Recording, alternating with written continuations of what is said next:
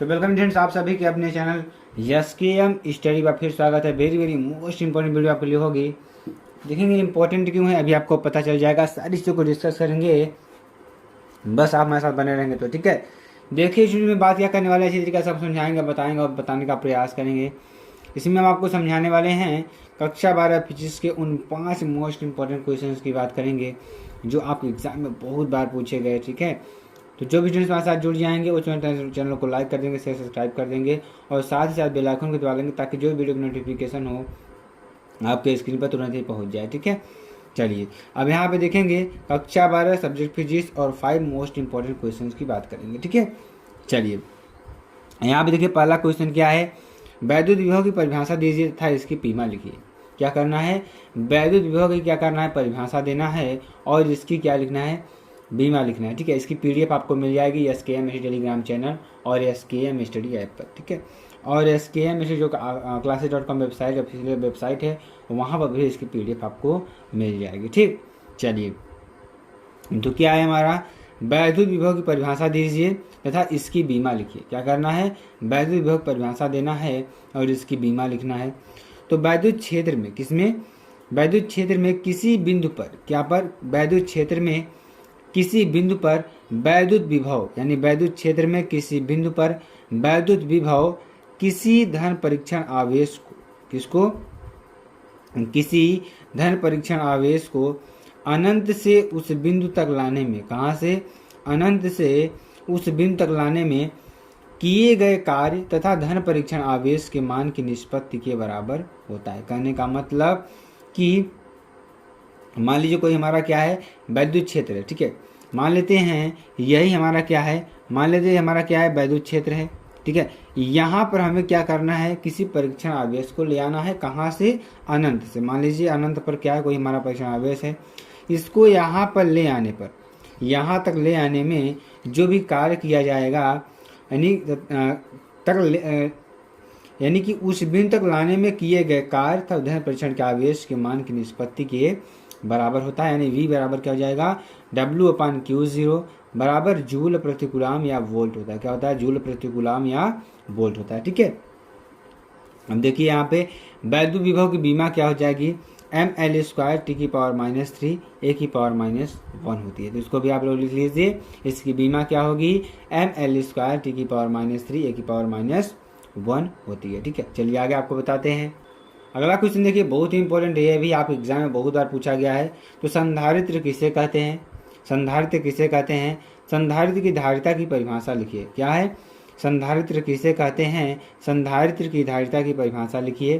ठीक है, तब चलिए इसमें क्या कहेंगे हम, संधारित्र एक ऐसा समायोजन है, जो संधारित्र है एक ऐसा समायोजन है जिसमें किसी चालक के आकार में, किसमें, जिसमें किसी चालक के आकार में परिवर्तन किए बिना उस बिंदु पर आवेश की पर्याप्त मात्रा संचित की जा सकती है। क्या कह रहा है कि संधारित्र एक ऐसा समायोजन है, जो संधारित्र है एक ऐसा समायोजन है जिसमें किसी चालक के आकार में, किसमें, किसी चालक के आकार में परिवर्तन किए बिना, मान लीजिए किसी आकार के चालक में किसी आकार में कोई परिवर्तन नहीं करेंगे, उसमें परिवर्तन किए बिना उस बिंदु पर आवेश की, उस बिंदु पर क्या करेंगे हम, आवेश की पर्याप्त मात्रा क्या की जा सके, संचित की जा सकती है, उसे हम क्या कहेंगे, संधारित्र कहेंगे। अब धारिता की बात करते हैं, धारिता किसे कहते हैं, देखिए यदि किसी चालक को आवेश Q दिया जाए, मान लीजिए कोई हमारा चालक है, उसे आवेश क्या दिया जाता है, Q दिया जाए, तथा आवेश के कारण, किसके कारण, आवेश के कारण इस पर विभव V उत्पन्न होता है। क्या होता है, विभव V उत्पन्न होता है, तो चालक की धारिता C बराबर Q/V फैराड होगी। क्या होगी, C बराबर Q/V फैराड होगी। अर्थात संधारित्र को दिए गए आवेश, क्या, संधारित्र को दिए गए आवेश तथा उसमें उत्पन्न विभवांतर के आवेश के अनुपात को संधारित्र की धारिता कहते हैं। यानी कि आपको यहाँ पर दिख रहा होगा एक परिभाषा, यानी आवेश और विभवांतर का जो अनुपात है वो क्या है, हमारा संधारित्र की धारिता होगी। ठीक है, जिसे क्या कहते हैं, संधारित्र की धारिता कहते हैं। ठीक है, चलिए आगे आपको बताते हैं, चुंबकीय क्षेत्र B की परिभाषा दीजिए। क्या देना है, चुंबकीय क्षेत्र B की परिभाषा दीजिए। ठीक है, तो चुंबकीय क्षेत्र के लंबवत स्थित जो चुंबकीय क्षेत्र है चुंबकीय क्षेत्र के लंबवत स्थित धारावाही चालक पर, किस पर? चुंबकीय क्षेत्र के लंबवत स्थित धारावाही चालक पर लगने वाला बल F = BIL क्या होता है? F = क्या होता है? BIL होता है। B क्या है? चुंबकीय क्षेत्र की तीव्रता है, और I क्या है? प्रवाहित धारा है। ठीक है, तथा L बराबर क्या है? लंबाई है। ठीक है, तो B बराबर क्या हो जाएगा? F/IL। क्या हो जाएगा? F/IL हो जाएगा। यदि इसमें हम एक चीज और माने, यदि इसमें हम माने I बराबर 1 एम्पियर, तो L बराबर 1 मीटर था, B बराबर किसके बराबर आएगा? F के बराबर हो जाएगा। अर्थात किसी चुंबकीय क्षेत्र की तीव्रता B किसी धारावाही चालक की 1 मीटर लंबाई पर, किसी चुंबकीय क्षेत्र की तीव्रता B किसी धारावाही चालक की 1 मीटर लंबाई पर लगने वाले बल के परिमाण के बराबर होती है। क्या होती है?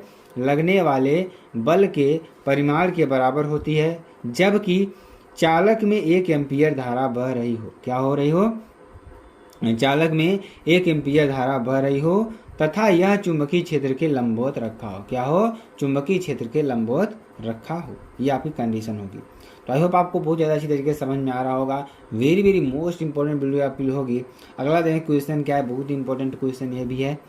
तो क्या है क्वेश्चन कि 12 पिको फैरेड का एक संधारित्र, क्या है? 12 पिको फैरेड। एक पिको फैरेड बराबर क्या होता है? आप लोग याद कर लीजिए। एक पिको फैरेड बराबर 10 की घाते -12 फैरेड।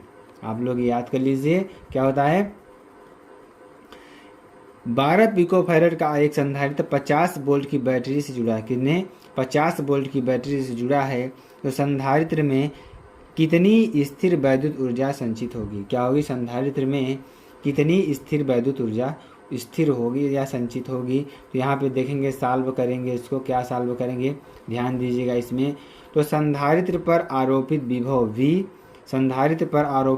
V 50 volt. कितना दिया है? 50 वोल्ट दिया है, 50 वोल्ट दिया है। ठीक है। C क्या है? 12 पिको फैरेड, यानी कि जो धारिता कितनी दिया? 12 पिको फैरेड, यानी कि 12 × 10⁻12 फैरेड। ठीक है। संधारित्र की ऊर्जा E बराबर क्या हो जाएगी? ½ CV²। क्या हो जाएगी? E बराबर ½ CV²। तो क्या हो जाएगा? 1/2 × 12 × 10⁻12 × 50 × 50।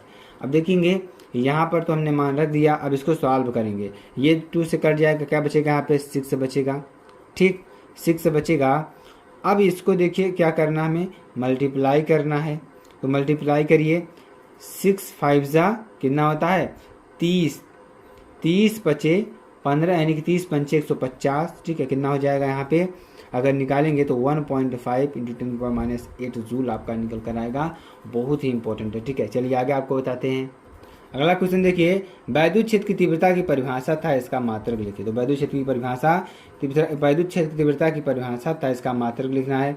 तो वैद्युत क्षेत्र में किसी बिंदु पर, किस पर? वैद्युत क्षेत्र में किसी बिंदु पर रखे परीक्षण आवेश पर, वैद्युत क्षेत्र में किसी बिंदु पर रखे परीक्षण आवेश पर लगने वाला बल F तथा परीक्षण आवेश Q के मान की निष्पत्ति को उस बिंदु पर वैद्युत क्षेत्र की तीव्रता कहते हैं, यानी कि E बराबर F/Q0। तो यह क्या हो जाएगा? इसका मात्रक क्या होता है? न्यूटन प्रति कूलम अथवा वोल्ट प्रति मीटर होता है। तो आई होप आपको वीडियो ज़्यादा पसंद आएगी मेरे प्यारे बच्चों। अगर आपको वीडियो अच्छी लगती है तो आप चैनल को लाइक कर सकते हैं, शेयर कर सकते हैं, कमेंट सब्सक्राइब कर सकते हैं। फिर मिलते हैं नेक्स्ट वीडियो में नए टॉपिक के साथ। तब तक के लिए जय हिंद,